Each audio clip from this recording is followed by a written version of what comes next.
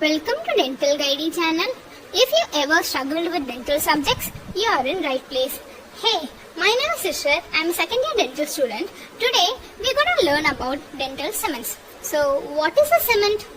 Cement is nothing but a substance that helps the objects adhere to each other. We all know, even we commonly use cement to build our homes itself.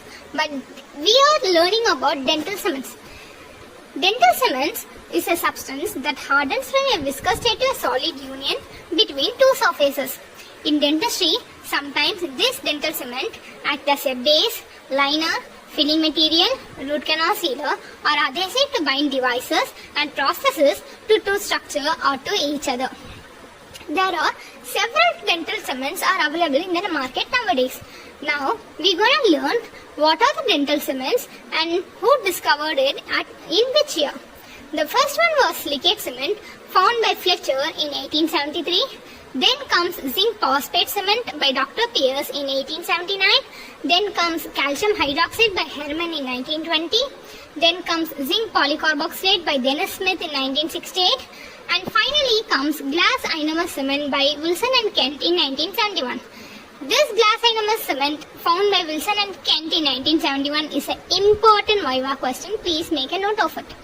So, even there are several other dental cements are also available. To learn it in a better way, we classify them in three ways. First one is based on application on dentistry. In that, type 1 is a luting agent. Luting agent has two types, which is a fine grain and medium grain. Fine grain is used for cementation and luting purposes, and medium grain is used for base purposes. And type 2 is nothing but restorative application, and type 3 is nothing but liners and bases. These liners and bases is nothing but to protect the pulp from the acid available in the dental cements. And the next classification is based upon setting reaction. When we say about setting reaction, the first reaction comes on mind was acid-base reaction. In that, zinc phosphate cement, zinc oxide eugenol and glass ionomous cement comes under. Then comes polymerization reaction. This is resin cements comes under this. It doesn't undergo acid-base reaction. It is activated by light or chemical cure. The third one is nothing but diol or tricure. Diol or tricure is nothing but it undergoes by acid-base reaction also and also with polymerization reaction. In that, the resin modified glass ionomous cement and compomers comes under. And the third classification is nothing but based on its ingredients or composition. So based on its composition, the first one was water-based. The glass ionomous cement, zinc phosphate, zinc polycarboxylate cement has water in its composition. Then comes resin-based cement. Composite and adhesive resins and compomers comes under it. And the third but not last is oil-based cement, which has zinc oxide eugenol and non-eugenol zinc oxide. So, when we say dental cements, there are few ideal recommends are there. Those are, it should be strong and hard, it should be easy to manipulate, it should be able to protect pulp, it should be insoluble to saliva and liquid taken in the mouth, it should be dimensionally stable, it should be non-porous and adhesive, it should be biocompatible and non-irritant. With that, we jump now into the first topic of the video, which is zinc phosphate cement. So whenever we write about a cement, whether it's essay or a short note, the first thing we have to write was the ADA specification number of that cement. Each cement has its own ADA specification number. For this zinc phosphate cement, it is 96. And as I told you earlier, zinc phosphate cement was found by Dr. Pierce in 1879. And this zinc phosphate cement is the oldest of luting cements and it has long clinical record of success. Because of its long clinical record of success, this cement serves as a standard. Nowadays, we found lot of modifications, lot of new cements. All those cements compared with zinc phosphate cement because it is a standard cement. And now we come to the availability in the market. So this cement is available in the market as powder liquid system and even capsules of pre-proportioned powder and liquid. Then comes the important thing of this cement, that is composition. As I told you earlier, this cement is a powder liquid system. So first we're gonna see the powder. The main constituent of the powder is zinc oxide, which is 75%, and then comes magnesium oxide, which is 13%, and it aids in the sintering. And then comes other oxides like bismuth oxide, barium oxide, calcium oxide. These are all present in 0.2% only. But why? Because just to improve the smoothness of the mix. And then comes the silica. Silica is act as a filler in this. And then comes the liquid. In liquid, the main composition was nothing but phosphoric acid, which is 38 to 59%. This phosphoric acid reacts with zinc oxide. Comes water. As I told you earlier, based on its ingredients, while we classify it, we put the zinc phosphate cement under water-based cement. So in that composition, liquid has water content, which is 30 to 55%. This only controls the rate of reaction. Then comes aluminum phosphate, which acts as a buffer. It presents 2 to 3%, and in some cases, not in every case, but in some cases, zinc phosphate is also present up to 10%. Okay, so here comes the setting reaction. So if you see this picture, the droplets is nothing. The blue colored droplets is nothing but the phosphoric acid, and the phosphoric acid reacts with zinc oxide. The phosphoric acid reacts with zinc oxide and releases zinc ions, as you see here. That zinc ions reacts with aluminium phosphate, which acts as a buffer. And because of the reaction of zinc ions and aluminium phosphate, it forms zinc aluminum phosphate gel. This reaction is an exothermic reaction, that is why it releases heat. Okay, and to lengthen the set, if you want to lengthen the setting reaction, you have to lose the water from the liquid. But if you start the setting reaction, you have to mix additional water during mixing time. Okay, so you will have doubt that why ma'am we need to know this, because this will play an important role in the next slide. Then comes the setting time. However, now we're gonna see how we can change the setting time.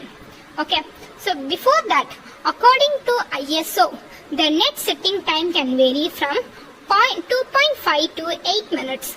Okay, so control of setting time. The first one is under manufacturing processes. Okay, manufacturing processes, there are few steps of controlling setting time. The first one was sintering temperature. Higher the temperature, higher the setting time will be. Then comes particle size. Finer the particle reacts more quickly and lesser the setting time. For this, we take an example of normal powdered salt and rock salt from a home. When you mix the powder salt in the water, it will immediately dissolve because of the finer size, but the rock salt only dissolve quickly. So with that we can understand this statement that particle size, finer the particles react more quickly and lesser the setting time. The third one is nothing but water content of the liquid. As I told you earlier, if you increases the water content during mixing time, it starts the setting reaction. So when you increase the water content, it decreases the setting time. And the fourth one is buffering agent. Buffering agent is also decreases the setting time. And now the factors comes under the control of operator. How we gonna control the setting time? The first one is also temperature. Higher the temperature, lower the setting time for us. Okay, because this cement has a reaction of exothermic reaction. That is why and the second is nothing but powder liquid ratio. If you add more liquid to it, it increases the setting time.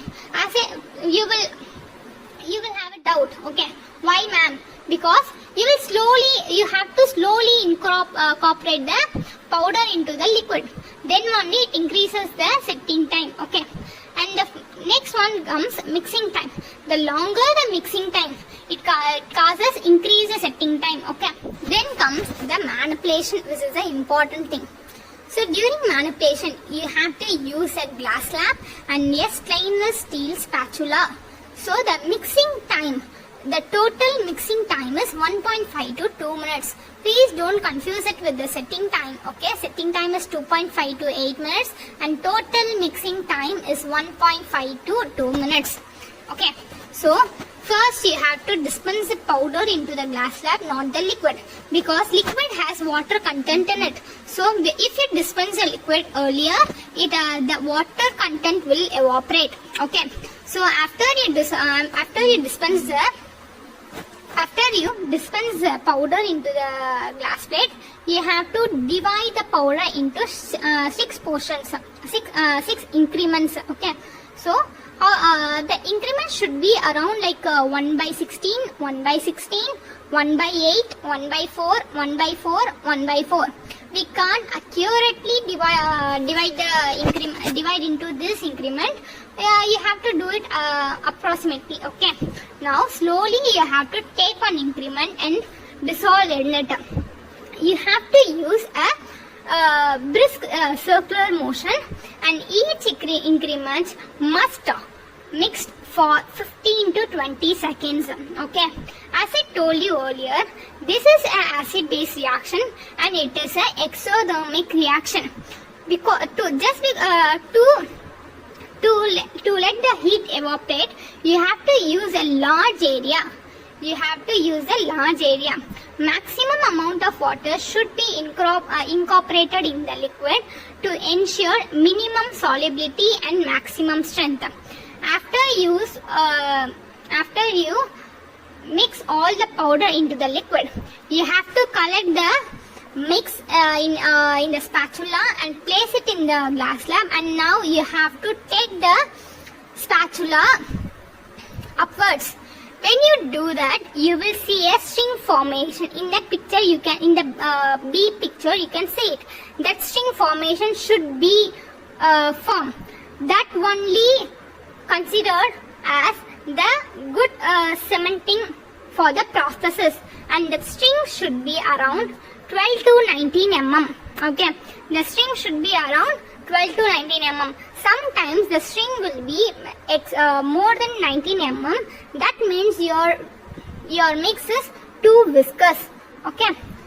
Now what you have to do means you have to collect all the mix and you have to fill in the processes, and then you have to place the processes into the patient's mouth and held it under pressure till the cement sets. What is the setting time of the cement? It is 2.5 to 8 minutes. Till that you have to give a certain pressure. Okay. And the main important thing is the field of operation should be dry. Okay. And now after you place the cement and you start to set, now you have to remove the excess. By removing excess, you have to apply varnish at the margins. Why? Because only when you apply the varnish in the margins, it will give the cement more time to mature and develop an increased resistance to dissolution in the oral fluid. Okay. Then comes the frozen glass slab technique. We commonly use this technique because the temperature, because it is an exothermic reaction, as I told you. To increase the setting time, we got 2.5 to 8 minutes setting time. But if you want around, ma'am, I want around 11 minutes or 12 minutes you want setting time, you have to use frozen glass slab technique for zinc phosphate cement. That is nothing but the glass slab will be cooled in refrigerator at 6 degrees Celsius or freeze at minus 10 degrees Celsius. This technique will increase the working time of the mix on the slab. Unless until the mix is on the slab, the setting time will increase. Once you place the cement into the patient's mouth, the setting time decreases. Okay, please make a note of it. The setting time increases by the frozen glass slab is 6 to 11 minutes. Okay, 6 to 11 minutes. Then comes the properties. The first property of zinc phosphate cement is compressive strength. The compressive strength is around 104 megapascal, which ranging relatively high comparing to other cements. And the tensile strength is around 5.5 megapascal only, which makes it brittle. And then comes modulus of elasticity, which we commonly tell as stiffness. The stiffness is comparatively high, around 13.7 GPa. This makes it stiff and resistant to elastic deformation. Then comes thermal properties. This zinc phosphate cement can be used as the base because it acts as a good thermal insulators, and even it reduces the galvanic effects. What is galvanic effects? You will see that cathode, anode place in the electrolytes and the change of ions and all. These will happen in our mouth also. The electrolyte in our mouth is nothing but the saliva. When we shouldn't place different cement, okay. If you place in the in 4-6, if you place the zinc phosphate cement, you shouldn't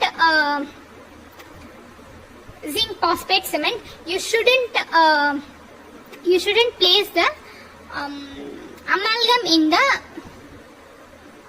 1-6, okay, because it will cause the galvanic effect, a galvanic shock. So this zinc phosphate cement, when you use as base, it reduces galvanic effect, okay. So it protects the pulp basically. And then comes pH of the cement. As I told you earlier, this zinc phosphate cement, in its liquid composition, it has what? Phosphoric acid. It is acid, okay. If you give this cement directly without giving any protection into the cavity, that the pulpal floor. First of all, imagine the tooth, there is a decay, okay. Now you have excavated all the decays, okay. Now you have prepared a cavity also. Now if you see in the pulpal floor, means what it will be means, small minute holes will be there. The holes is nothing but the dentinal tubules, okay, the opening of the dentinal tubules. If you place this, if you place the zinc phosphate cement without giving any protection to the pulpal floor, through that opening of the dentinal tubules, the phosphoric acid present in the liquid composition of zinc phosphate cement will penetrate into the dentinal tubules and reach the pulp and irritate it. To prevent it only, we have to use a cavity liner. Okay, we have to use a cavity liner. Then comes optical properties. Optical properties is this cement is opaque. So, finally we came to the end of this video. I hope you are with me till the end. So, if you like the video, please subscribe the channel and hit the bell icon so you don't miss any future videos. Thank you.